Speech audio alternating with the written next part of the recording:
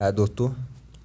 तो आज साइंस का ये चौथा दिन फिजिक्स का हम लोग फिजिक्स कर रहे हैं, इसके बाद केमिस्ट्री, फिर बायोलॉजी। तो ये पर बता दें, परफेक्शन आईएएस के 90 डेज का जो प्लानर निकाला है 70 बीपीएससी को टारगेट में रखकर, उसके लिए। बाकी बिहार की जो भी एग्ज़ाम होती है उसमें साइंस के जो टॉपिक इंपॉर्टेंट टॉपिक है, जहाँ से क्वेश्चन हमेशा पूछे जाते हैं, उन टॉपिकों को परफेक्शन आईएएस ने कवर किया और अच्छे से अच्छे लेवल का क्वेश्चन रखा है। बाकी उसका जो डिटेल एनालिसिस है वो भी अच्छा है। तो इसको देखने से सारे एग्ज़ाम के जो बिहार या अन्य जो भी एग्ज़ाम होंगे उसमें सहयोगी सिद्ध होगा। तो इस वीडियो को अवश्य देखें। और ये एक रिवीजन टाइप वीडियो है, तो इसको देखने से एक कॉन्सेप्ट क्लियर होगा कि क्वेश्चन का टाइप क्या है, पूछे कैसे जाते हैं और क्वेश्चन का लेवल क्या होता है। तो चलिए, आज चौथे दिन का वीडियो है, चुंबक और तापमान। आज यहाँ से हम लोग इसको ख़त्म करते हैं, चुंबक और तापमान। इसको इसने एक वीडियो में रखा है, ये 37वें नंबर पे रखा है। कुल 90 डेज के प्लानर में 37वें नंबर पे, यानी 34 से 51 तक साइंस को इसने रखा है, 34 से 51 तक। तो इससे पहले 34, 35, 36 का जो वीडियो है अपलोड हो चुका है हमारे चैनल पे। ये 37 नंबर का वीडियो यानी चौथा दिन, चुंबक और तापमान। टेप रिकॉर्डर को किसके पास नहीं रखना चाहिए? टेप रिकॉर्डर जो होता है उसको किस चीज़ के पास नहीं रखना चाहिए? ऑप्शन को देखेंगे पहले। घड़ी है, चुंबक है, विद्युत स्विच बोर्ड है और रेडियो है। तो इस टेप रिकॉर्डर को चुंबक के पास नहीं रखना चाहिए। क्यों? इसको देखिए। टेप रिकॉर्डर को चुंबक के पास नहीं रखना चाहिए क्योंकि कैसेट टेप में दो स्पूल लगा होता है जो मूव करता है। उसके चारों ओर एक चुंबकीय पट्टी होती है, उसके चारों ओर क्या होती है? चुंबकीय पट्टी। और वह छोटे चुंबकीय कण जो होते हैं उस टेप में जो छोटे छोटे कण चुंबक होते हैं वो बेहतरीन ढंग से उसको रखे जाते हैं, बिखरे हुए होते हैं। तो जब टेप रिकॉर्डर को चुंबक के पास नहीं रखना चाहिए, अगर हम उसको उसके पास रखते हैं तो चुंबक का जो अक्षर होता है ना, वह चुंबकीय जो अक्षर होता है वह अपनी जगह धकेल सकता है, मतलब इधर उधर हो सकता है अगर चुंबक को रखेंगे तो। इससे क्या होगा कि चुंबकीय कणों को फिर से व्यवस्थित करने की ज़रूरत पड़ेगी, अन्यथा वह ध्वनि जो है वो ऊपर नीचे हो जाएगा, मिट जाएगा। इसलिए टेप रिकॉर्डर को चुंबक के पास नहीं रखना चाहिए।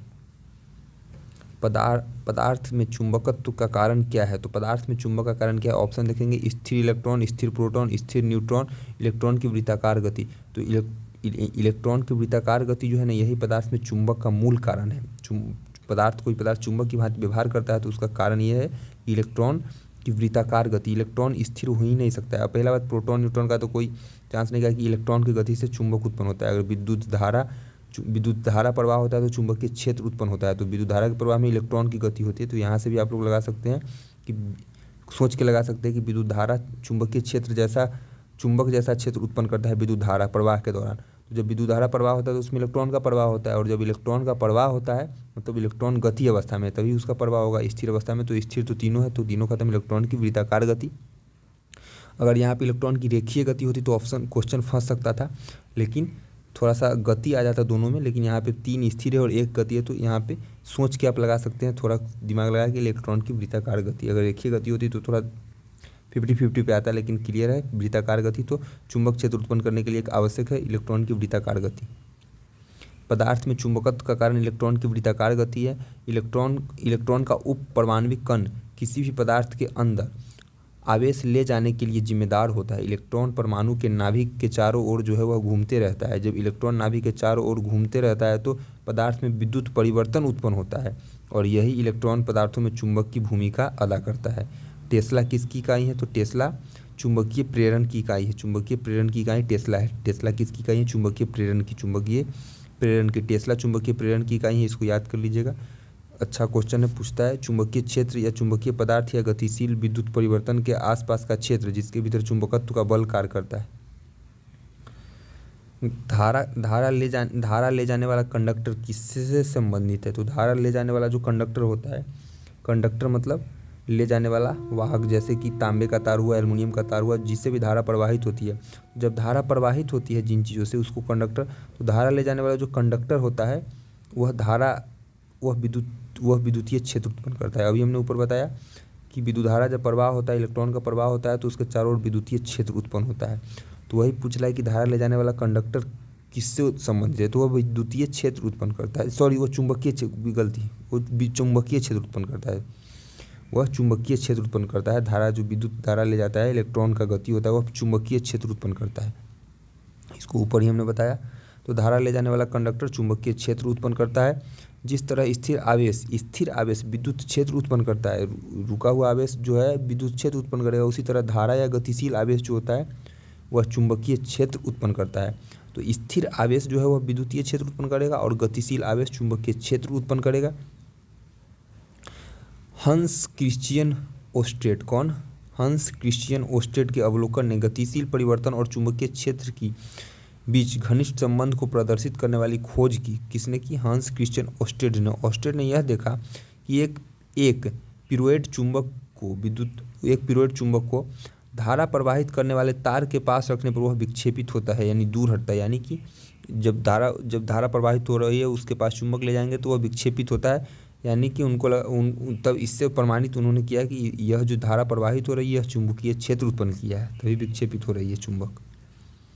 चुंबक द्वारा लगाया गया बल किसका उदाहरण है? चुंबक द्वारा जो बल लगता है, ऑप्शन को देखते हैं पहले। गैर संपर्क बल, पेशी बल, संपर्क बल, इलेक्ट्रोस्टैटिक बल। तो इलेक्ट्रोस्टैटिक बल तो बिल्कुल नहीं होगा, पेशी बल का कोई यहाँ पे चांस ही नहीं बनता है। संपर्क और गैर संपर्क बल, तो चुंबक को अगर लोहे के पास लाते हैं या चुंबक को चुंबक के पास लाते हैं तो वह बिना संपर्क में आए बल लगाता है, बिना संपर्क में आए बल लगाता है। तो ये इसलिए चुंबक जो है वह गैर संपर्क बल का उदाहरण है। या चुंबक दूर से ही आकर्षण, वो अपने अंदर की शक्ति से आकर्षित करने लगता है या विकर्षित करने लगता है, यानी वह बिना संपर्क में आए ही अपना प्रभाव दिखाने लगता है। इसलिए चुंबक द्वारा जो बल लगता है वह गैर संपर्क बल का उदाहरण है। चुंबक द्वारा लगाया गया बल गैर संपर्क बल है। गैर संपर्क बल किसी वस्तु की अन्य वस्तु द्वारा लगाया गया है जो उससे के सीधे संपर्क में नहीं होता है, जैसे गुरुत्वाकर्षण बल भी एक गैर संपर्क बल है। इलेक्ट्रोस्टैटिक्स बल, चुंबकीय बल आदि, संपर्क बल, इलेक्ट्रोस्टैटिक्स बल, चुंबकीय बल आदि, यह गैर संपर्क बल का उदाहरण है। संपर्क बल एक ऐसा बल होता है जो दूसरे के संपर्क में आने से वस्तुओं द्वारा लगता है। तो इलेक्ट्रोस्टैटिक बल भी एक चुंबक द्वारा लगाएगा, हाँ ये गैर संपर्क बल है। और इलेक्ट्रोस्टैटिक बल भी एक प्रकार का गैर संपर्क बल ही होता है, सही है। चुंबकीय बल, गुरुत्वाकर्षण बल तो पता है कि दो पिंडों के बीच हमेशा काम करता है, तो ये तो बिना संपर्क में आए काम करता है, यह द्रव्यमान पर डिपेंड होता है गुरुत्वाकर्षण बल। और इलेक्ट्रोस्टैटिक बल यह विद्युत की धारा के प्रवाह पर डिपेंड करता है। संपर्क बल ऐसे बल होते हैं जो संपर्क में आने के बाद लगता है, जैसे संपर्क में कैसे होगा, तो घर्षण बल, तनाव बल, सामान्य बल इत्यादि जो भी है। नेक्स्ट क्वेश्चन हमारा, जब एक बार चुंबक को दो बराबर हिस्सों में काटा जाता है तो प्रत्येक टुकड़े की ध्रुव शक्ति, यानी उसके ध्रुव, यानी कि ये चुंबक है तो अगर इसको दो बराबर भाग में यहाँ से काट देते हैं तो इसकी ध्रुव शक्ति, यानी कि इधर की शक्ति और इधर की शक्ति की बात कर रहा है, तो इसकी जो ध्रुव शक्ति है, अब ये वाली जो शक्ति है ना, ये जब कटने के बाद ये दो हिस्सा बनेगा तो इसकी ध्रुव शक्ति ये और ये हो जाएगी, फिर ये और ये, यानी ये जो दो कटा था यह दो हिस्सा बन जाएगा, तो इसकी ध्रुव शक्ति जो है वह क्या हो जाएगी? ध्रुव शक्ति जो है वह सेम रहेगी, शक्ति में कोई परिवर्तन नहीं होगा, ध्रुव शक्ति सेम रहती है जब कटता है। तो अगर ये चुंबक है, अगर इसको ऐसे काट दिए तो इसकी चुंबकीय शक्ति प्रभावित होगी, लेकिन इसको ऐसे काटने पर इसकी ध्रुव शक्ति में कोई परिवर्तन नहीं होता है, क्योंकि यह जो है इसका क्षेत्रफल है। क्षेत्रफल को जब आधा करेंगे तो चुंबक का जो है शक्ति आधा हो जाएगा, लेकिन इसको अगर लंबवत काटेंगे तो इसमें कोई परिवर्तन नहीं पड़ेगा। इसमें दिया हुआ, एक बार जब चुंबक को दो बराबर हिस्सों में काटते तो प्रत्येक टुकड़ा ध्रुव शक्ति का समान रहता है, और बार चुंबक की ध्रुव शक्ति क्रॉस सेक्शनल क्षेत्र के सीधे समानुपाती होता है। वही सेक्शनल क्षेत्र जो बताए हैं, ये जो क्षेत्र बताए हैं इसका समानुपाती होता है। अगर इसको कम करेंगे, इसको आधा करेंगे तो ध्रुव शक्ति आधा होगा, इसको चौथाई करेंगे तो ध्रुव शक्ति चौथाई होगा। मतलब इसको अब जैसे कि ये चुंबक का क्षेत्र है, ये इसका क्षेत्र है, अब इसको अगर आधा कर दिए तो ध्रुव शक्ति आधी हो गई, इसको अगर चौथाई कर दिए तो ध्रुव शक्ति इतनी बची। लेकिन इस चुंबक को अगर हम ऐसे काटते हैं बीच से तो इसकी ध्रुव शक्ति सेम रही, ध्रुव शक्ति वही थी जो यहाँ है वही रही, इसमें कोई परिवर्तन नहीं हुआ। यानी इसके अनुपस्थ क्षेत्रफल जो है उसको कम करने पर ध्रुव शक्ति प्रभावित होगी, अन्यथा नहीं। ध्यान रखिएगा, यदि चुंबक के चुंबकीय अक्ष के लंबवत काटा जाता है, वही चुंबकीय अक्ष के लंबवत काटा जाता है तो क्षेत्रफल जो है वह समान रहता है और ध्रुव शक्ति भी समान होगी। क्षेत्रफल जो है यही लंबवत अगर काट देते हैं इसको ऐसे तो इसका क्षेत्रफल समान रहेगा, जिस कारण से इसकी ध्रुव शक्ति समान रहेगी। उपकरणों को बाहरी चुंबकीय प्रभाव में किसके साथ घेर कर परिरक्षित किया जा सकता है? तो उपकरणों को बाहरी चुंबकीय प्रभाव में किसके साथ घेर कर परिरक्षित किया जा सकता है? तो लोहे के साथ, रबर के साथ, पित्तल का। तो ये आंसर आप लोग बना सकते हैं कि लोहे के साथ, क्या है कि आसान हो जाए रहा है, ऑप्शन देख कर भी मार सकते हैं कि लोहा और चुंबक आकर्षित करता है, बाकी किसी को नहीं। तो उपकरणों के बाहरी चुंबकीय प्रभाव से किसके साथ? तो ये लोहे के साथ। एम्पियर के नियम का उपयोग करके हम एक धातु की ढाल लोहे के अंदर चुंबकीय क्षेत्र की गणना कर सकते हैं जो शून्य हो जाता है, इसलिए उपकरण को लोहे की ढाल से घेर कर बाहरी चुंबकीय क्षेत्र के प्रभाव से बचाया जा सकता है। गतिमान विद्युत आवेश उत्पन्न करता है। तो गतिमान विद्युत आवेश ऊपर बताया ना हमने, चुंबकीय क्षेत्र उत्पन्न करता है। गतिमान विद्युत आवेश चुंबकीय क्षेत्र उत्पन्न करता है, जैसे स्थिर आवेश जो है वह विद्युत क्षेत्र उत्पन्न करता है। याद रखिएगा, स्थिर आवेश, रुका हुआ आवेश विद्युतीय क्षेत्र, और गति चलता हुआ आवेश आवेश कैसे उत्पन्न होता है? इलेक्ट्रॉन के प्रवाह से। तो इलेक्ट्रॉन जब चलेगा तो चुंबकीय क्षेत्र यह उत्पन्न करेगा, वैसे ही धारा या गतिमान आवेश चुंबकीय क्षेत्र उत्पन्न करते हैं। हंस क्रिश्चियन ओस्टेड के अवलोकन ने गतिमान आवेश और चुंबकीय क्षेत्र के बीच घनिष्ठ संबंध को प्रदर्शित करते हुए खोज की, और ओस्टेड ने देखा कि धुरी पर स्थित चुंबक की धारा प्रवाहित तार के पास रखने पर वह विक्षेपित हो जाती है। प्राकृतिक चुंबक, तो इसको मैग्नेटाइट होता है। प्राकृतिक चुंबक मैग्नेटाइट Fe3O4 को, ऑप्शन किसमें? Fe3O4, Fe में है।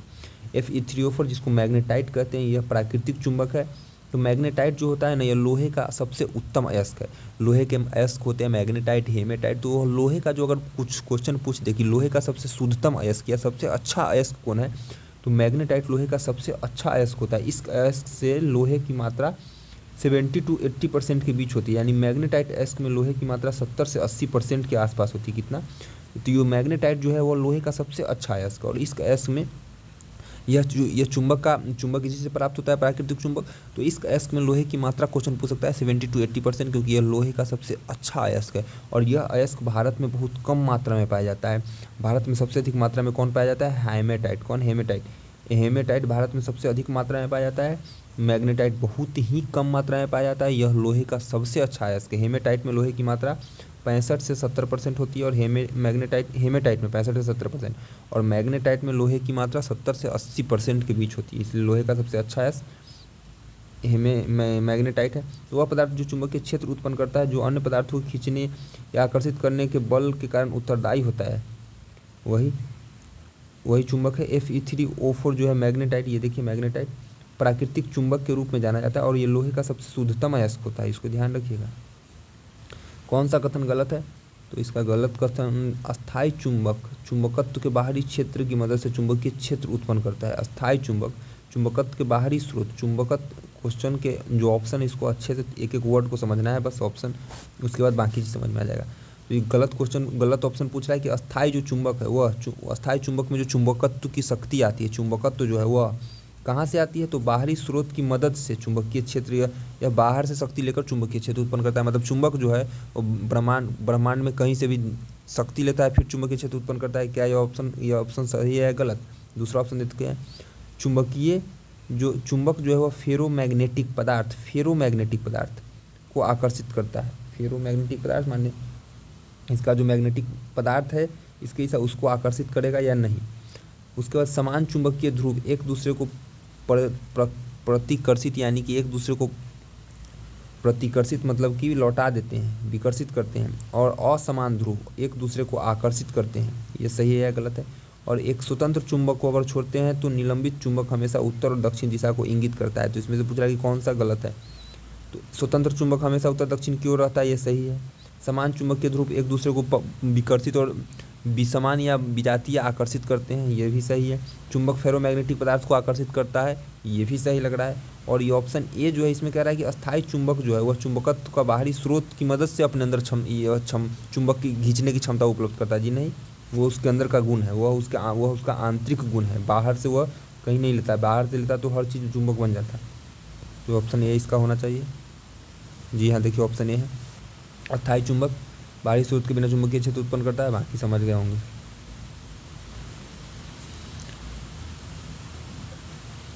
चुंबक के ध्रुव होते हैं, चुंबक के जो ध्रुव होते हैं वह अविभाज्य होते हैं। चुंबक का ध्रुव अविभाज्य होता है, जबकि जब चुंबक दो हिस्सों में काटा जाता है तो परिणामी चुंबक जो होता है, परिणामी जो टुकड़ा होता है वह दो अलग अलग चुंबक बन जाता है, और जिससे प्रत्येक छोर अलग अलग ध्रुव होते हैं। यानी चुंबक को आप 1000 टुकड़ा करेंगे तो 1000 चुंबक बनेगा, यही चुंबक का गुण है। जब चुंबक को लोहे के टुकड़े के पास लाया जाता है तो वह लोहे के टुकड़े के निकटवर्ती छोर समान ध्रुवता प्राप्त करता है और दूर वाला छोर जो है वह विपरीत ध्रुवता प्राप्त करता है।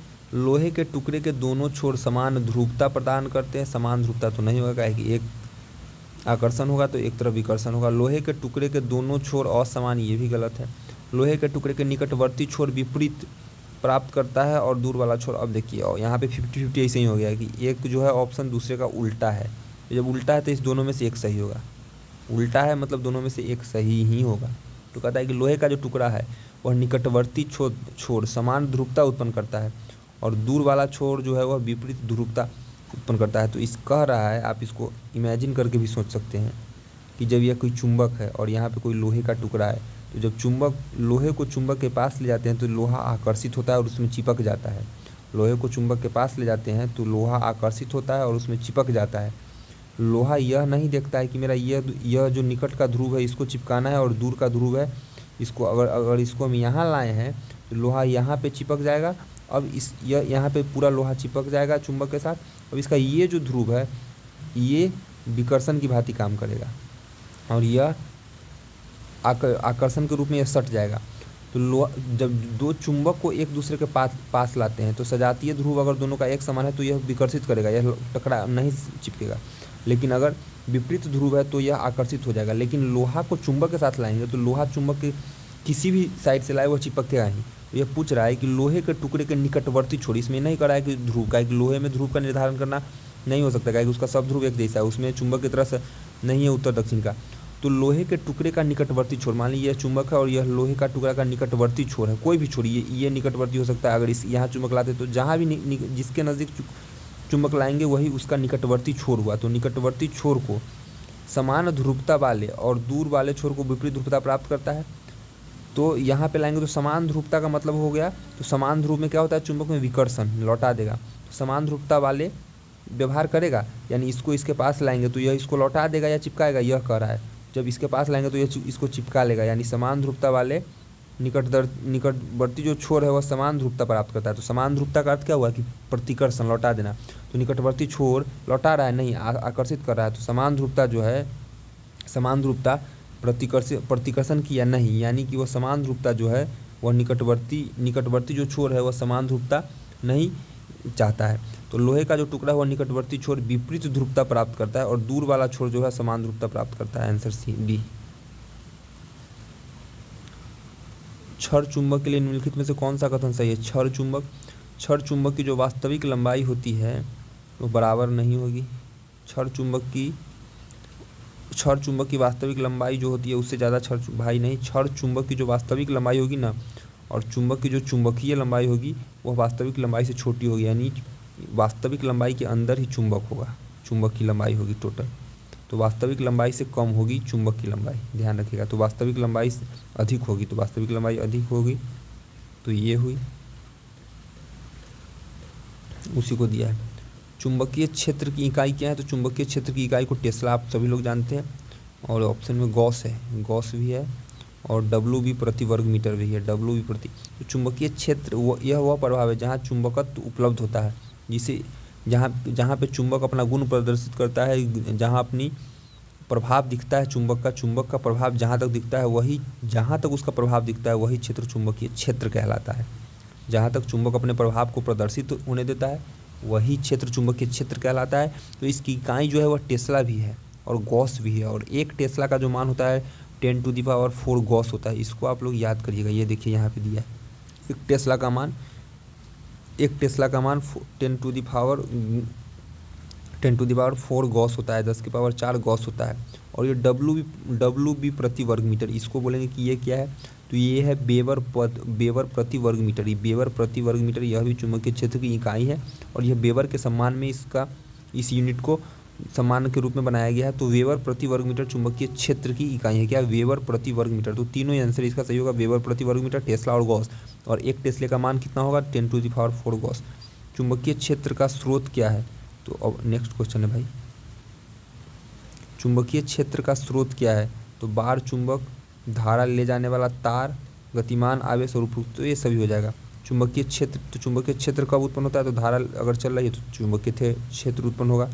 बार चुंबक जो है वह भी चुंबकीय क्षेत्र का स्रोत है, और गतिमान आवेश, तो ये सब तीनों चुंबकीय क्षेत्र। आंसर इसका डी ही होना चाहिए बिल्कुल। 1 टेस्ला 10⁴ गॉस। अब क्वेश्चन पूछ रहा है, ये क्वेश्चन एक आध जगह हमको मिला है, एग्जाम कभी दिए तो उसमें पूछा था कि मानव शरीर में चुंबकीय क्षेत्र की ताकत कितनी होती है। तो मानव शरीर का जो मानव शरीर के जो अंदर चुंबक की शक्ति होती है वह 10⁻10 टेस्ला के बराबर होती है। कितना? 10⁻10 टेस्ला, 10⁻10 टेस्ला। जो मानव शरीर की चुंबकीय शक्ति है वह कितना है? 10⁻10 टेस्ला। याद रखिएगा, बहुत ही अच्छा क्वेश्चन है। चुंबकीय क्षेत्र जहाँ चुंबकत्व उपलब्ध होता है चुंबकीय क्षेत्र कहलाता है। चुंबकीय क्षेत्र सदिश राशि है भाई साहब, इसमें दिशा का ज्ञान होता है, परिमाण तो होता ही है, इसमें दिशा का ज्ञान होता है। ये हमेशा उत्तर से दक्षिण की ओर चलती है चुंबकीय क्षेत्र की दिशा, तो इसलिए दिशा का ज्ञान होने के कारण चुंबकीय क्षेत्र जो है वह सदिश राशि हो गया। मानव शरीर पर चुंबकीय क्षेत्र का जो है 10⁻10 टेस्ला प्रभाव है। पृथ्वी की सतह पर चुंबकीय क्षेत्र 10⁻5 टेस्ला है। 1 टेस्ला 10⁴ गॉस के बराबर होता है। तो इसको टेस्ला को गॉस में आप लोग अगर पता है तो गुणा भाग करके निकाल लीजिएगा। इसमें गलत कथन चुनने को हमें कहा, चुंबक के अंदर और बाहर चुंबकीय क्षेत्र की रेखाएं दक्षिणी ध्रुव से उत्तरी ध्रुव की ओर चलती है। भाई साहब, दक्षिणी ध्रुव से उत्तरी ध्रुव नहीं, अभी हमने बोला कि उत्तर से दक्षिण की ओर, उत्तरी ध्रुव से दक्षिणी ध्रुव की ओर चलती है। तो ये ऑप्शन तो गलत हो गया, काहे कि ये गलत है। दूसरा, चुंबकीय क्षेत्र रेखाएं हमेशा बंद लूप में होती है। ये चुंबकीय क्षेत्र रेखाएं हमेशा बंद लूप में होती है। हाँ, ये सही है, तो बंद लूप में होती है। और अगला है, दो चुंबकीय क्षेत्र रेखाएं कभी एक दूसरे को नहीं काटती। ये भी सही है, दो चुंबकीय क्षेत्र रेखाएं एक दूसरे को कभी नहीं काटती। दूसरा ही कैसे हो जाएगा? चौथा ऑप्शन, चुंबकीय क्षेत्र रेखाओं पर स्पर्श रेखा, चुंबकीय क्षेत्र रेखाओं पर स्पर्श रेखा उस बिंदु पर चुंबकीय क्षेत्र की दिशा को, हाँ, चुंबकीय क्षेत्र की दिशा को दर्शाता है। और क्वेश्चन क्या है? गलत कथन चुना है, तो ए आंसर होगा, बाकी ये 3 सही है। वही तो देख रहे हैं 3 को सही कैसे हो। क्षण चुंबक के बाहर चुंबकीय क्षेत्र रेखाएं उत्तरी ध्रुव से दक्षिणी ध्रुव की ओर चलती है, जबकि क्षण चुंबक के अंदर चुंबकीय क्षेत्र रेखाएं दक्षिणी ध्रुव से ही। नेक्स्ट क्वेश्चन वही बात है, चुंबकीय ध्रुव की ताकत क्या है? चुंबकीय ध्रुव की ताकत क्या है? तो चुंबकीय ध्रुव की ताकत, ऑप्शन देखते हैं। चुंबक का क्रॉस सेक्शन का व्युत्क्रमानुपाती नहीं होता है जनाब, उसका जो क्रॉस होता है सीधा समानुपाती होता है। ये सही है, इसको हम क्या गलत कर रहे हैं? चुंबक का क्रॉस सेक्शन का वर्ग का नहीं होता है भाई, वो सीधा समानुपाती होता है। कोई न वर्ग का, न भाग का, न व्युत्क्रमानुपाती होता है। चुंबक का जो क्रॉस होता है ध्रुव जो उसका होता है वह उसके सेक्शन का सीधा समानुपाती, यानी ध्रुव की जो ताकत होती है वो चुंबकीय ध्रुव की ताकत गणितीय निरूपण है। और ध्रुव की ताकत की इकाई जो है वह एम्पियर मीटर होती है। ध्रुव की ताकत एक अदिश राशि है। यदि किसी क्षण चुंबक को चुंबकीय अक्ष के समानांतर, क्षण चुंबक को चुंबकीय अक्ष के, यह क्या है? क्षण चुंबक ये मान लीजिए है, और ये इसके अक्ष के समानांतर, यह क्या कर रहा है कि इसके अक्ष के समानांतर 2 बराबर हिस्सों में काट दिया जाता है। यानी कि ऐसे बोल रहा है कि अक्ष के समानांतर, अक्ष है, यह अक्ष है, यह अक्ष किसको बोलते हैं? इसको। तो अक्ष के समांतर इसको 2 बराबर भागों में काट देते हैं, तो क्या होगा? यदि चुंबक को चुंबक के अक्ष के समांतर 2 बराबर हिस्सों में काटा जाए तो क्या होगा? तो ध्रुव की शक्ति समान रहेगी। भाई साहब, ये ध्रुव है, ये पहले इतना था, अब कितना हो गया? आधा। तो जब 2 समान भागों में काटेंगे तो ध्रुव की शक्ति आधी होगी। समझ में आया? हाँ, अगर इसको यहाँ से काटते बीच से तो इसकी ध्रुव की शक्ति में कोई परिवर्तन नहीं होता, ध्रुव की शक्ति समान रहती। ध्रुव शक्ति, चुंबकीय ध्रुव की शक्ति का गणितीय निरूपण है। चुंबक की ध्रुव शक्ति का जो है वह अनुप्रस्थ काट का सीधा समानुपाती होता है। अनुप्रस्थ काट क्या हुआ? यही अनुप्रस्थ काट यही हुआ, यह इसका सीधा समानुपाती होता है। और 2 बराबर हिस्सों में काटते हैं तो अनुप्रस्थ काट का क्षेत्रफल सीधा समानुपाती होता है। जब किसी क्षण चुंबक को चुंबकीय क्षेत्र के अक्ष के समांतर 2 बराबर हिस्सों में काटते हैं तो अनुप्रस्थ काट का जो क्षेत्रफल है वह आधा हो जाता है। परिणामस्वरूप ध्रुव की शक्ति मूल शक्ति की भी आधी हो जाती है। यही बात है। यदि किसी क्षण चुंबक को चुंबकीय अक्ष के लंबवत काटा जाए, वही बात हो गया, यह चुंबकीय अक्ष है और इसके लंबवत ऐसे काट दिया जाए तो वह समान रहेगी। कहाँ है आंसर? समान रहेगी, ध्रुव की शक्ति समान, ए आंसर। वही बात है भाई। अब तापमान, थर्म की इकाई क्या है? तो थर्म की इकाई क्या है? थर्म किसकी इकाई है? यह इकाई है शक्ति का मात्रक, बिल्कुल नहीं, प्रकाश दूरी नहीं, ये उष्मा की मात्रक है। थर्म क्या है? उष्मा की मात्रक है। उष्मा ऊर्जा का एक रूप है। उष्मा क्या है? ऊर्जा का रूप है। और उच्च तापमान वाले वस्तुओं से निम्न तापमान वाले वस्तुओं की ओर यह प्रवाहित होता है। तो ऊर्जा का एक नेचर है, जैसे पानी का नेचर है कि ऊंचाई से नीचे की ओर जाएगा, वह ऊंचे स्थान से नीचे स्थान की ओर, पानी का यह स्ट्रक्चर है, गुण है। तो उस प्रकार से ऊर्जा का भी गुण है कि यह ऊर्जा जो है अधिक ऊर्जा का जो प्रभाव होता है उच्च तापमान से निम्न तापमान की ओर होता है। और एक थर्म का जो वैल्यू होता है 105 BTU। BTU को बोलते हैं ब्रिटिश थर्मल यूनिट। क्या बोलते हैं? British thermal unit. एक थर्म बराबर 105 BTU होता है। और एक ब्रिटिश थर्मल यूनिट का जो जूल में अगर पूछे वैल्यू तो 1055.06 जूल, 1055.06 जूल। क्वेश्चन को यहाँ से अगर पूछता है तो आप लोग याद करके बना सकते हैं। याद नहीं कीजिएगा तो क्वेश्चन गलती होने की संभावना 100% है। एक ब्रिटिश थर्मल यूनिट ऊर्जा की वह मात्रा है जो 1 पाउंड पानी के तापमान को 1 डिग्री फ़ारेनहाइट बढ़ाने के लिए आवश्यक है। अब क्वेश्चन सिंपल से पूछ सकता है कि 1 BTU के बारे में निम्न में से कौन सा कथन सत्य है, और 4 ऑप्शन दे देगा लंबा लंबा, और बहुत आदमी छोड़ छाड़ के भाग जाएगा कि BTU तो समझ में नहीं आ रहा है। तो BTU मतलब हो गया ब्रिटिश थर्मल यूनिट। एक ब्रिटिश थर्मल यूनिट यह ऊर्जा की इकाई है, क्या? ऊर्जा की मात्रा है। British thermal unit, therm, joule, ये सब ऊर्जा की मात्रा है, और जूल ये सब काल की मात्रा है। तो ब्रिटिश थर्मल यूनिट ऊर्जा की वह मात्रा है। ऊर्जा की कौन सी मात्रा है? ब्रिटिश थर्मल यूनिट ऊर्जा की वह मात्रा है जो 1 पाउंड तापमान को, कितना? 1 पाउंड तापमान को, याद रखिएगा, 1 ग्राम 1 किलोग्राम नहीं, 1 पाउंड, यह ब्रिटिश थर्मल यूनिट है। यानी कि ब्रिटिश पद्धति जो है, आपको पता होगा कि ब्रिटिश पद्धति किसको कहते हैं? फुट पाउंड सेकेंड को। फुट पाउंड सेकेंड जो है वो ब्रिटिश पद्धति के नाम से विख्यात है। तो वहाँ पे MKS SI यूनिट, तो SI तो खैर पूरे अभी दुनिया में इंटरनेशनल लेवल पे है, सिस्टम इंटरनेशनल। तो FPS जो ब्रिटेन की अपनी पद्धति है तो वह तो भाई पाउंड में ही मेजर करेगा। तो FPS फुट पाउंड सेकेंड है। तो यह ब्रिटिश पद्धति, ब्रिटिश थर्मल यूनिट है। तो स्वाभाविक बात है कि अगर ऑप्शन में देता है, अगर मान लीजिए कि अगर, तो आप लोग को याद है कि FPS फुट पाउंड सेकेंड जो है ब्रिटिश पद्धति, और ऑप्शन में दे दिया कि 1 BTU ऊर्जा की वह मात्रा जो 1 पाउंड तापमान को 1 डिग्री फ़ारेनहाइट तक गर्म करने के लिए आवश्यक है, बढ़ाने के लिए आवश्यक है। वहीं एक पाउंड के जगह पर दे दिया 100 ग्राम पानी को, 1 kg पानी को।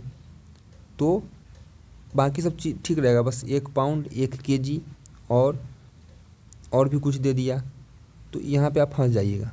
और अगर आपको याद है कि BTU का full form British thermal unit, और ये वहाँ पे लिंक कर पाएँ कि ब्रिटिश थर्मल यूनिट जो है और ब्रिटिश का जो इकाई है वह FPS पद्धति को ही ब्रिटिश पद्धति कहते हैं। उसको अंग्रेजी पद्धति भी कहते हैं, शाही पद्धति भी कहते हैं ब्रिटिश BTU को। तो वह ब्रिटिश पद्धति जो है तो वहाँ पे पाउंड आता है। तो अगर थोड़ा सा लिंक कर पाए, दिमाग लगाएं, तो कुछ हद तक सही हो जा सकता है। आप प्रेजेंस ऑफ माइंड के हिसाब से यह क्वेश्चन सही हो सकता है। बाकी इसको समझ लेते हैं। तो एक BTU मतलब एक ब्रिटिश थर्मल यूनिट ऊर्जा की वह मात्रा है जो 1 पाउंड का वैल्यू आप लोग बता दीजिए। पहले किसी टॉपिक में हम बताएं कितना ग्राम होता है 1 पाउंड का वैल्यू। तो 1 पाउंड यानी 1 पाउंड पानी के तापमान को 1 डिग्री फ़ारेनहाइट, 1 डिग्री सेल्सियस नहीं, 1 डिग्री फ़ारेनहाइट तक बढ़ाने के लिए अगर एक पाउंड यानी 453 बोलिए दिए हम 453 ग्राम पानी को 1 डिग्री फ़ारेनहाइट तक बढ़ाने के लिए जितनी ऊर्जा हमें लगती है ना, वही कहलाता है 1 BTU, 1 ब्रिटिश थर्मल यूनिट। यानी कि हम खाना बनाते हैं तो गैस ऑन करते हैं, तो उसमें से मान लीजिए कि हम 10 BTU खर्च किए, मेरा दाल बना, 10 BTU खर्च किए दाल बना, उसको मेजर करने के बाद पता चलेगा कितना। उसी प्रकार से कह रहा है कि 1 BTU ऊर्जा की वह मात्रा है, ऊर्जा की कैसी मात्रा है? ऊर्जा की उतनी मात्रा है, कितनी मात्रा है? जितनी मात्रा 1 पाउंड यानी कि 453 ग्राम पानी को, यानी कि 1 पाउंड बराबर 453 ग्राम ही होता है ना भाई। 453 ग्राम पानी को या 1 पाउंड पानी को 1 डिग्री फ़ारेनहाइट बढ़ाने के लिए, 1 डिग्री फ़ारेनहाइट तापमान बढ़ाने के लिए जो ऊर्जा हम खर्च करते हैं वही 1 BTU ब्रिटिश थर्मल यूनिट कहलाता है। कॉन्सेप्ट क्लियर हो गया? बर्फ़ को भूसा में पैक किया जाता है क्यों? भूसा जो होता है ना ऊष्मा का खराब संचालक होता है। देखिए किधर होगा, भूसा जो है वह बर्फ़ से चिपकता है ना, भूसा आसानी से पिघलता नहीं। अच्छा नहीं, ये डी आंसर।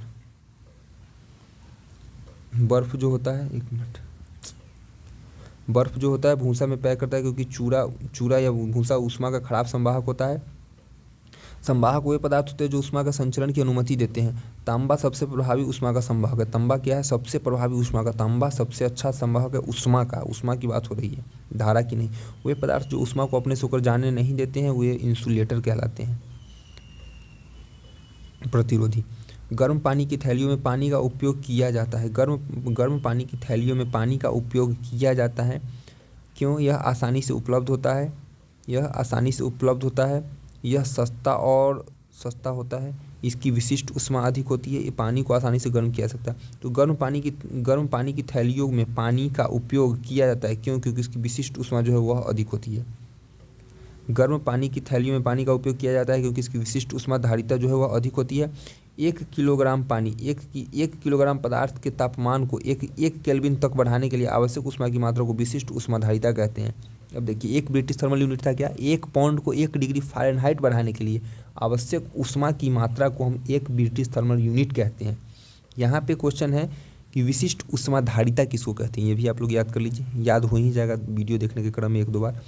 तो विशिष्ट ऊष्मा धारिता, ऊर्जा की वह मात्रा, क्या? एक ऊर्जा की वह मात्रा जो 1 किलोग्राम पदार्थ, यह विशिष्ट ऊष्मा धारिता हम लोग इधर किया गया। तो यहाँ पे 1 किलोग्राम लेंगे तो 1 किलोग्राम पदार्थ के तापमान को 1 केल्विन, 1 केजी पदार्थ के तापमान को अगर 1 केल्विन बढ़ाने के लिए जितनी ऊर्जा की आवश्यकता हमको पड़ेगी वही विशिष्ट ऊष्मा धारिता कहलाती है। और इसका मात्रक जो हो जाएगा जूल प्रति किलोग्राम प्रति केल्विन होता है। इसको आप लोग अच्छे से याद कर ले। यानी 1 किलोग्राम पदार्थ को तापमान में 1 डिग्री केल्विन बढ़ाने के लिए, 1 केल्विन तापमान बढ़ाने के लिए आवश्यक ऊष्मा की मात्रा को उसकी विशिष्ट ऊष्मा धारिता कहते हैं, जिसका मात्रक जो होता है जूल प्रति किलोग्राम प्रति केल्विन होता है। अच्छे से याद कर ले ताकि क्वेश्चन गलत होने की संभावना खत्म हो जाए। यहीं पे कोई पिंड अधिकतम ऊष्मा अवशोषित करता है तो वह काला और खुरदरा होता है।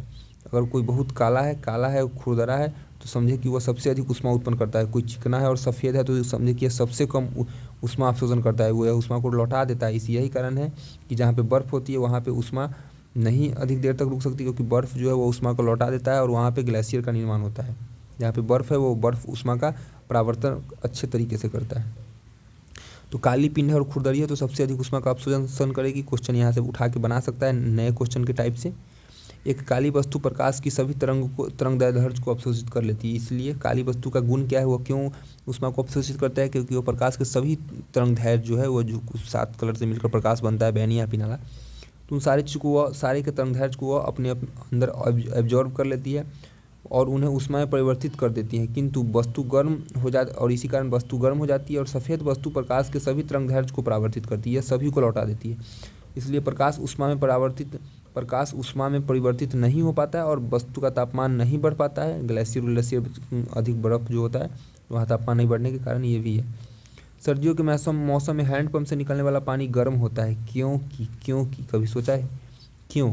क्योंकि सर्दियों में हमारे शरीर का तापमान कम रहता है, इसलिए पानी इसमें गर्मी का एहसास कराता है। ये तो आपको कहीं से ठीक नहीं लग रहा होगा। ठीक नहीं लग रहा है, पहले काट दीजिए। पृथ्वी के अंदर का तापमान वायुमंडलीय तापमान से अधिक होता है। ये ऑप्शन बी है। ऑप्शन सी है पंपिंग फंक्शन के कारण गर्मी उत्पन्न होता है और पानी गर्म होता है। पंपिंग फंक्शन में तो ऐसा कुछ हम लोग नहीं डालते हैं कि जो अंदर में मशीन है जो जाड़ा में गर्म कर देगा और गर्मी में मशीन वो ऑटोमेटिक यूज होकर ठंडा हो जाएगा। ऐसा तो कुछ पंपिंग मशीन कोई बनाते समय तो नहीं यूज होता है। तो ये भी क्वेश्चन को आप लोग अपने बुद्धि के प्रयोग से काट सकते हैं। पानी पृथ्वी से बाहर आता है और आसमान से गर्मी, ये कहीं से आपको ठीक लग रहा है? ये वो ऑप्शन छोड़ के वायुमंडलीय तापमान अधिक होता है, यही है। गर्मी और ठंड की परिमाण को तापमान कहते हैं। थर्मामीटर एक उपकरण है जिसका उपयोग तापमान को मापने हेतु लिया जाता है उपयोग में। कौन सा अधिक जलन पैदा करता है? तो जलन, सबसे अधिक जलन जो गुप्त ऊष्मा जिसमें अधिक होगी, तो गुप्त ऊष्मा उबलते पानी में, गर्म पानी में, भाप में, इनमें से कोई नहीं। तो सबसे ज़्यादा गुप्त ऊष्मा भाप में होती है। ऊष्मा सबसे अधिक गुप्त ऊष्मा जो है वह भाप में होती है। इसलिए भाप सबसे अधिक ज्वलन पैदा करेगा। भाप में वाष्पीकरण की गुप्त ऊष्मा और संवहन की गुप्त ऊष्मा के कारण पानी की तुलना में यह अधिक ऊष्मा उत्पन्न करती है और अधिक गर्म रहती है। संघनन में वाष्प तरल में परिवर्तित हो जाती है। वाष्पीकरण में तरल वाष्प में परिवर्तित हो जाना। किन्हीं दो वस्तुओं के बीच ऊष्मा के प्रवाह की दिशा किस बात पर निर्भर करती है? तो दो दो वस्तुओं के बीच जो ऊष्मा की प्रवाह है, अगर ये वस्तु एक है, एक वस्तु ये है, इसका टेम्परेचर 5 है, इसका टेम्परेचर 10 है, इसका टेम्परेचर 5 है और इसका टेम्परेचर 10 है, तो उनके बीच जो है ऊष्मा की प्रवाह की दिशा किस पर निर्भर करेगी? तो अगर अब बताइए कि तापमान किधर से किधर जाएगा, इधर से इधर कि इधर से इधर? तापमान भाई साहब 10 से 5 की ओर जाएगा। क्यों? क्योंकि इसका तापमान अधिक है और इसका तापमान कम है। तो किस चीज़ पे निर्भर कर रहा है? कि तापमान पे। यानी तापमान का एक नेचर है, अधिक से कम की ओर जाता है। तो बीच ऊष्मा की प्रवाह, ऊष्मा के प्रवाह पूछ रहा है, ऊष्मा की गति किस दिशा जो है वो किस पर निर्भर करता है? तो तापमान पे भाई। इनका व्यक्तिगत तापमान, देखिए ऑप्शन सी आंसर है, व्यक्तिगत तापमान। किसी भी दो प्रणालियों के बीच ऊष्मा की प्रवाह की दिशा उसके व्यक्तिगत तापमान पर निर्भर करता है। ऊष्मा ऊर्जा का एक रूप है। ऊष्मा क्या है? ऊर्जा का एक रूप है, ऊर्जा का ही रूप है ऊष्मा, और यह हमेशा उच्च तापमान से निम्न तापमान वाले वस्तु की ओर प्रवाहित होता है। वस्तु ऊष्मा के तापमान को बढ़ाती है तो वस्तु की स्थिति बदल देती है। अगला क्वेश्चन है कि धातु की चायदानियों में हैंडल लकड़ी के क्यों बने होते हैं? धातु की जो चायदानी होती है, चायदानी बोले तो जो चाय बनाने वाला होता है चायदानी, उसकी जो हैंडल होती है लकड़ी की क्यों बनी होती है? इसका आंसर आपको देना है।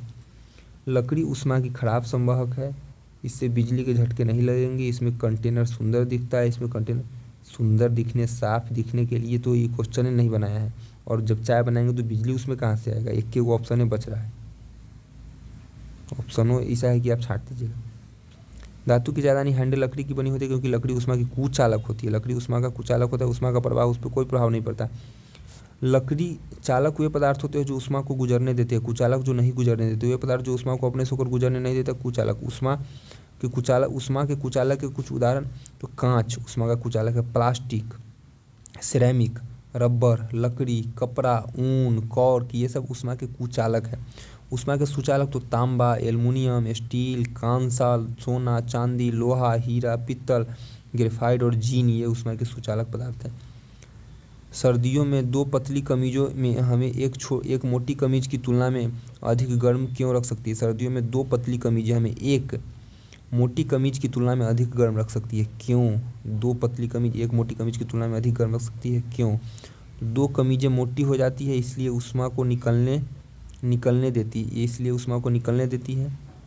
कमीज की जो परत होती है वह दो कमीजों के ऐसे ही क्या लिखा है भगवान जाने। कमीज की परत दो कमीजों के बीच ऊष्मा के सुचालक का काम करती है। कमीज की परत दो कमीजों के बीच ऊष्मा के सुचालक का काम करती है। हवा की परत दो कमीजों के बीच इंसुलेटिंग माध्यम से काम करती है और ऊष्मा का विकिरण नहीं होता है। तो इसका आंसर सी है। क्यों? जब दो परत के बीच हवा जाती है तो वो हवा जो है ना वह कुचालक बन जाए, वो कुचालक की भांति काम करने लगता है, इंसुलेटिंग माध्यम का काम करता है, यानी वह ऊष्मा का कुचालक बन जाता है, यानी वह बीच में जो गैप है वह कुचालक बन जाता है और गर्मी अधिक लगती है। सर्दियों में दो पतली कमीजों में हमें एक मोटी कमीज की तुलना में ज़्यादा गर्म रख सकती है। क्यों? दो कमीजों के बीच हवा का जो परत होता है वो इंसुलेटिंग के माध्यम के रूप में काम करने लगता है, यानी कुचालक की भांति काम करने लगता है। कुचालक मतलब अपने से होकर प्रवाहित नहीं होने देगा, यानी बाहर से ठंडा को अंदर नहीं जाने देता। और हवा एक इंसुलेटर के रूप में कार्य करता है, यह सुनिश्चित करता है कि गर्मी बाहर ना निकले। फिर भी कमीजों के बीच की हवा ऊष्मा का खराब संवाहक है तो इसके लिए शरीर गर्म रहता है। निम्नलिखित में से कौन ऊष्मा का सबसे अच्छा संवाहक है लेकिन विद्युत का खराब संवाहक है? तो ऊष्मा का अच्छा संवाहक है लेकिन विद्युत का खराब संवाहक है, यह अभ्रक है। क्या? अभ्रक, माइका जिसको बोलते हैं। अभ्रक ऊष्मा का अच्छा चालक है जबकि विद्युत का यह अभ्रक कुचालक है। विद्युत का यह थोड़ा भी चालन नहीं करता, ऊष्मा का अच्छे से चालन करता है। अभ्रक में क्या है? फोनोन के कारण अच्छी तापीय चालकता होती है, इसलिए विद्युत का अच्छा चालक होने के ये पर्याप्त मुक्त इलेक्ट्रॉन इसमें नहीं होता है। फोनोन परस्पर क्रिया करने वाले कणों की लोचदार संरचनाओं के लिए कंपन तरीकों से क्वांटम यांत्रिक और परिमाणीकरण के लिए उत्तेजित अवस्था है। ऊष्मा उच्च तापमान से निम्न तापमान की ओर अणुओं की वास्तविक गति के माध्यम संचारित होती है। तो ऊष्मा उच्च तापमान से निम्न तापमान संवहन इसका आंसर होता है। क्यों? क्योंकि ऊष्मा जब उच्च तापमान से निम्न तापमान तक अणुओं की वास्तविक गति के माध्यम से चलती है, तो यह घटना संवहन कहलाती है। ऊष्मा उच्च तापमान से निम्न तापमान की ओर वास्तविक गति के माध्यम से, यानी इसके संचरण के लिए माध्यम की आवश्यकता होती है। इसका देखिए, ऊष्मा संवहन में अणुओं की वास्तविक गति के माध्यम से उच्च तापमान से निम्न तापमान तक संचरित होती है। संवहन ऊष्मा स्थानांतरण का एक तरीका है जो आमतौर पर तरल और गैस में पाया जाता है संवहन। और उच्च तापमान से मतलब उच्च तापमान से निम्न तापमान की पानी गर्म कर रहे, पानी अगर गर्म करे, ये पानी का तापमान 50 डिग्री है और इसमें ठंडा पानी 20 डिग्री वाला मिला दिए तो तुरंत यह इधर से इधर तापमान जाएगा और इसको भी अपने मिलाकर तापमान को ओवरऑल एवरेज 35-40 तक ले आएगा। तो यही होता है। तो समुद्र हवा और स्थलीय हवा अभिसरण का उदाहरण है। समुद्री हवा दिन के समय होती है जबकि भूमि हवा रात के समय चलती है। ऊष्मागतिकी का पहला नियम सामान्यतः किससे संबंधित है? तो ऊष्मागतिकी का पहला नियम ऊर्जा संरक्षण के संबंधित है। ऊर्जा संरक्षण का नियम, ये आंसर। ऊष्मागतिकी का पहला नियम ऊर्जा संरक्षण, ऊष्मागतिकी का पहला नियम ऊर्जा संरक्षण के नियम से संबंधित है। ऊर्जा संरक्षण क्या कहता है? ऊर्जा का संरक्षण कहता है कि ऊर्जा न तो बनाई जा सकती है और न ही नष्ट की जा सकती है, केवल एक से दूसरे रूप में चेंज हो सकती है, परिवर्तित हो सकती है। एक साइकिल का टायर अचानक फटता है, इसका कारण क्या है? तो इसका कारण है समताप प्रक्रिया, रुद्धोष्म प्रक्रिया, समायतनिक और समदाविक। इसका कारण है रुद्धोष्म प्रक्रिया, इसका कारण है रुद्धोष्म प्रक्रिया। रुद्धोष्म के कारण साइकिल का टायर जो है वो फंस जाता है। तो आपको याद रखना होगा ताकि क्वेश्चन गलती कम हो। साइकिल का टायर अचानक फटता है रुद्धोष्म के कारण। रुद्धोष्म कैसी प्रक्रिया है? तो यह ऊष्मागतिकी की प्रक्रिया जो सिस्टम और आसपास के बीच गर्मी या द्रव्यमान को स्थानांतरित किए बिना ही होता है। यह वह प्रक्रिया जिसके दौरान गैस का तापमान स्थिर रहता है और उसे समतापी प्रक्रिया के रूप में जाना जाता है। वह प्रक्रिया क्या है? वह प्रक्रिया जिसमें गैस का दबाव स्थिर रहता है और उसे समदाबीय प्रक्रिया के रूप में जाना जाता है। वह प्रक्रिया जिसके द्वारा गैस का आयतन स्थिर रहता है और उसे समतापिक आयतन प्रक्रिया। तो यह रुद्धोष्म के कारण साइकिल का टायर फटता है। एक बार और इसको अच्छे से समझे क्या कह रहा है, आप लोग को समझ में उतना सही से नहीं आया होगा। एक साइकिल का टायर फंसता है जो कि रुद्धोष्म का उदाहरण है। रुद्धोष्म क्या है? तो रुद्धोष्म एक ऐसी प्रक्रिया है जिसमें यह ऊष्मागतिकी की प्रक्रिया जो सिस्टम और तापमान के बीच गर्मी या द्रव्यमान को स्थानांतरित किए बिना होता है। यह सिस्टम और द्रव्यमान के बीच गर्मी या द्रव्यमान दोनों को बिना स्थानांतरित किए यह रुद्धोष्म प्रक्रिया संपन्न हो जाती है। यानी क्वेश्चन पूछ सकता है कि रुद्धोष्म प्रक्रिया में कौन सा चीज़ अपरिवर्तित रहता है और वह रुद्धोष्म प्रक्रिया संपन्न हो जाती है? तो गर्मी और तापमान, द्रव्यमान दोनों ऑप्शन होगा। वह प्रक्रिया जिसके दौरान गैस का तापमान स्थिर रहता है तो उसे वह प्रक्रिया जिसमें गैस के तापमान में कोई परिवर्तन नहीं होता है, गैस का तापमान नियत रहता है, वह प्रक्रिया समतापी प्रक्रिया के रूप में जानी जाती है। वैसी प्रक्रिया जिसमें गैस का तापमान अपरिवर्तित रहता है समतापी प्रक्रिया कहलाती है। तो समतापी प्रक्रिया क्वेश्चन पूछेगा तो बना दीजिएगा। अब वह प्रक्रिया जिसमें गैस का दाब स्थिर रहता है उसी प्रक्रिया को समदाबी प्रक्रिया। समतापी जिसमें गैस का तापमान स्थिर हो, तापमान नियत हो, तापमान तय हो। और समदाबी प्रक्रिया वह प्रक्रिया जिसमें गैस का दाब नियत हो, दाब जो है वह तय हो, वैसी प्रक्रिया समदाबी प्रक्रिया कहलाती है। अगला है वह प्रक्रिया जिसके दौरान उसका आयतन नियत रहता है, आयतन स्थिर रहता है, आयतन नियत रहता है, उस प्रक्रिया को सम आयतनिक प्रक्रिया कहते हैं। तो यहाँ पे आपका कॉन्सेप्ट क्लियर हो गया। रुद्धोष्म प्रक्रिया समतापिक जिसका तापमान समान हो, तापमान नियत हो गैस में, वह प्रक्रिया जिसमें गैस में दबाव नियत हो तो समदाबिक, और जिसमें आयतन नियत हो तो सम आयतनिक, यानी सब में सम लगा देना, वह आंसर हो जाएगा। Concept is clear. एक रेफ्रिजरेटर यानी कि इसको बोलते हैं फ्रिज, शीतलन प्रणाली हमेशा होनी चाहिए। तो एक रेफ्रिजरेटर में एक शीतलन प्रणाली हमेशा होनी चाहिए। कहाँ? ऊपर, नीचे, बीच में हो सकती है, कहीं भी।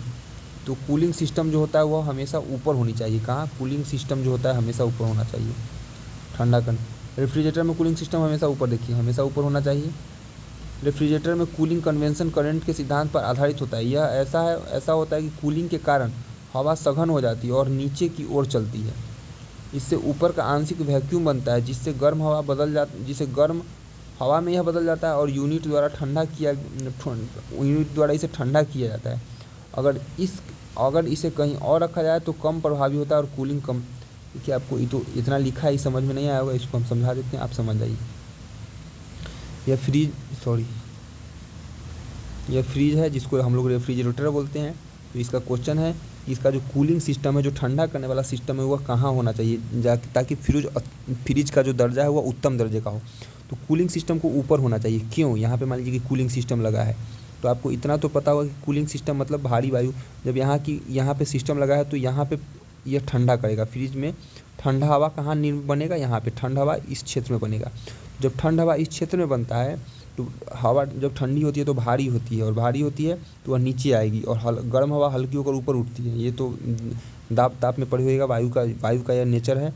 इस तो जब यहाँ पे ठंडी हवा जब भारी होगी तो यह नीचे आएगी फ्रिज में, यह फ्रिज में नीचे आएगी, यह फ्रिज में नीचे आएगी। और जब फ्रिज में जो भी यहाँ पे गर्म हवा होगी यह ऊपर उठेगी और फिर यहाँ पे आएगी, ऊपर उठकर फिर यहाँ पे आएगी, तो ये ऊपर उठकर फिर यहाँ पे आएगी। तो कूलिंग सिस्टम यहाँ पे लगा है, तो ठंडी यह हवा को ठंडी करता है, तो हवा भारी होगी, भारी होकर फ्रिज के नीचे आएगी और नीचे के सामान को ठंडी करती जाएगी, धीरे धीरे नीचे पहुँचेगी। और फिर यहाँ की जो गर्म हवा है, जब यहाँ पे जगह खाली होगा तो यहाँ की गर्म हवा है, जब ठंडी हवा यहाँ आएगी तो गर्म हवा को धक्का देगी, तो गर्म हवा धीरे धीरे धक्का खाते खाते खाते खाते खाते जूता चप्पल खाते यहाँ पे पहुँचेगा, फिर ठंडा होगा, फिर वो आएगा, और फिर यहाँ पे जो गर्म पहले से ठंडी हवा पहुँची है वह धीरे धीरे कुछ समय के बाद तापमान उसका जब घटेगा वह गर्म होगी, तो यह ठंडी वाली भारी हवा यहाँ आएगी, इसको लात मार के फिर यहाँ भगाएगी, यानी अपना बदला पूरा।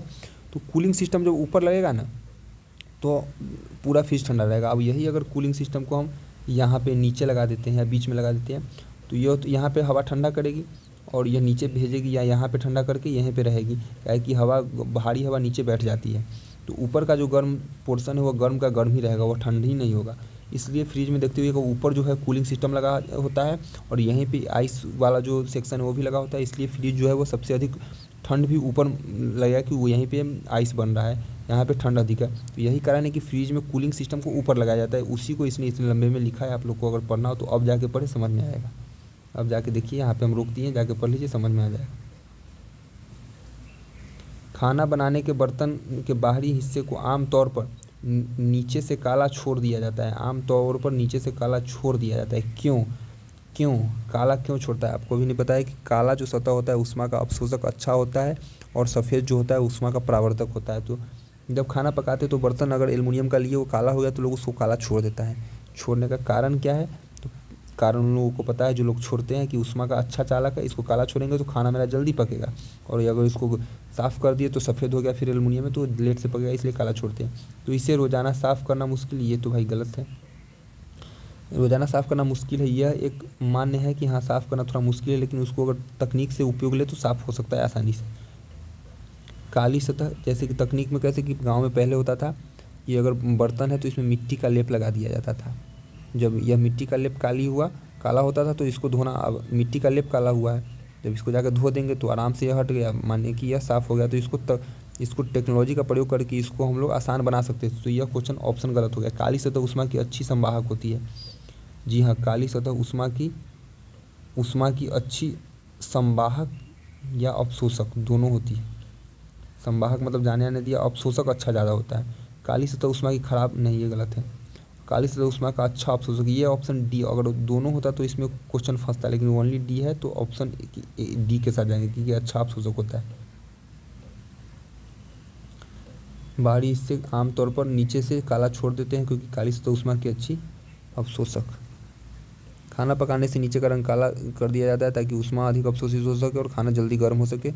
खाना पकाने से बर्तनों को गर्मी के नुकसान को कम करने के लिए और लंबे समय तक गर्म रखने के लिए अत्यधिक पॉलिश कर दिया जाता है। तापमान के बारे में क्या सच नहीं है? तो तापमान के बारे में क्या सच नहीं है? तापमान यह 7 SI आधारित राशियों में से एक है। तापमान, जी हाँ, ये एकदम सही है कि यह 7 जो मूल मात्रक है उसमें से एक है। इसका SI इकाई डिग्री सेल्सियस में मापा जाता है। जी नहीं, ये गलत है। ये आप लोग बताइए कि इसका डिग्री सेल्सियस जो है SI यूनिट जो है तापमान का क्या है। 0 डिग्री सेल्सियस बराबर 273.15 केल्विन होता है। ये आपको हमने पिछले वीडियो में बताया था, एकदम सही है और सभी सत्य है। तो कौन सा सत्य नहीं है? हमें बी सत्य नहीं लग रहा है, ये आंसर में भी बी है। इसका मात्रक जो होता है केल्विन होता है तापमान का, देखिए यहाँ भी दिया है।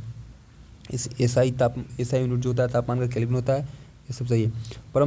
परम शून्य तापमान को किस रूप में परिभाषित किया जाता है? परम शून्य ताप वह ताप जहाँ पर किसी भी तत्व या किसी भी चीज़ की समस्त प्रक्रिया खत्म हो जाती है, समस्त चीज़ खत्म शून्य हो जाती है, समस्त क्रियाएं खत्म हो जाती है, वही परम शून्य ताप कहलाता है। वह तापमान जहाँ पर किसी तत्व का समस्त गुण खत्म हो जाता है, समस्त गुण नष्ट हो जाता है, कुछ नहीं बचता, वही परम शून्य ताप कहलाता है। और परम शून्य ताप कितना होता है? 273.16 डिग्री सेल्सियस या 0 केल्विन 273.16 डिग्री सेल्सियस या 0 केल्विन।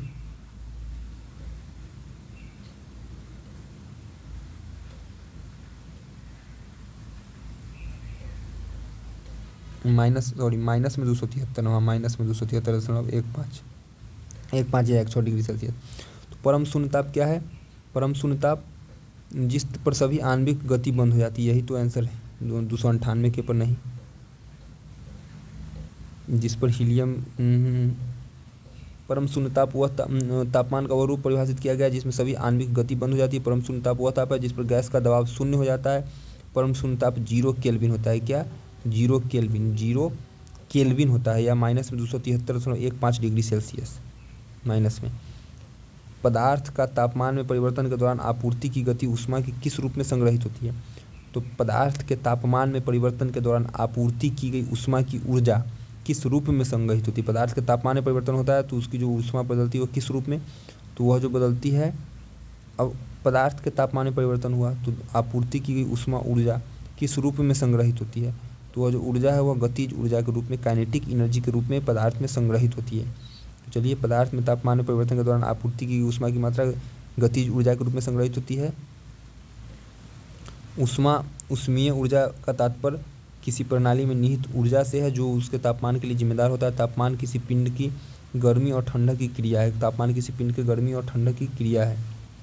पानी का त्रिक बिंदु क्या है? तो 273.16 केल्विन है। 273.16 केल्विन पानी का त्रिक बिंदु है, यानी 0.01 डिग्री सेल्सियस। 0.01 डिग्री सेल्सियस यही पानी का त्रिक बिंदु है। केल्विन में 273.16, 15 पे गलती हो जाएगा, 16 ये पानी का त्रिक बिंदु है। पानी का त्रिक बिंदु वह बिंदु है जहाँ पानी की तीनों अवस्थाएं मौजूद होती है, यानी यह वह तापमान है, वह है जहाँ पानी के तीनों कैरेक्टर हमको मिल सकता है, यानी कि ठोस में, द्रव्य में और गैस में पानी तीनों अवस्था में इस तापमान पे हमें मिल सकती है। तो यह ठोस, द्रव, गैस और थर्मोडायनिक संतुलन के लिए स्वास्थ्य रहता है। यह वह तापमान दाब है इस पर ऊर्ध्वपातन, संलयन और वाष्पीकरण वक्र मिलती है। ठंडे देशों में सर्दियों में झील जम जाती है जिससे पानी नीचे रहता है। क्वेश्चन है कि ठंडे देश में सर्दियों में झील जम जाती है जिससे पानी नीचे रहता है, इसका कारण क्या है? तो ठंडे देशों में क्या होता है, किस तापमान पे? तो 4 डिग्री सेल्सियस पे, किस पे? 4 डिग्री सेल्सियस पे नीचे रहता है वहाँ का तापमान। तो ठंडे देशों में सर्दियों में झील जम जाती है जिससे 4 डिग्री सेल्सियस, 4 डिग्री फ़ारेनहाइट मत मार दीजिएगा, 4 डिग्री सेल्सियस से नीचे रहता है, यानी पानी का घनत्व प्रति ग्राम प्रति सीसी होता है। 4 डिग्री सेल्सियस पर पूरी तरह से यह वैध होता है। पानी की अधिकतम घनत्व 4 डिग्री, पानी का जो अधिकतम डेंसिटी होता है 4 डिग्री पर होता है। 4 डिग्री सेल्सियस पर पानी का घनत्व जो होता है वो अधिकतम होता है। 4 डिग्री सेल्सियस पर इसका घनत्व अधिकतम होता है। तापमान को जब 0 से 4 की ओर ले जाते हैं तो इसका घनत्व बढ़ता है और उसके बाद फिर घनत्व घटने लगता है।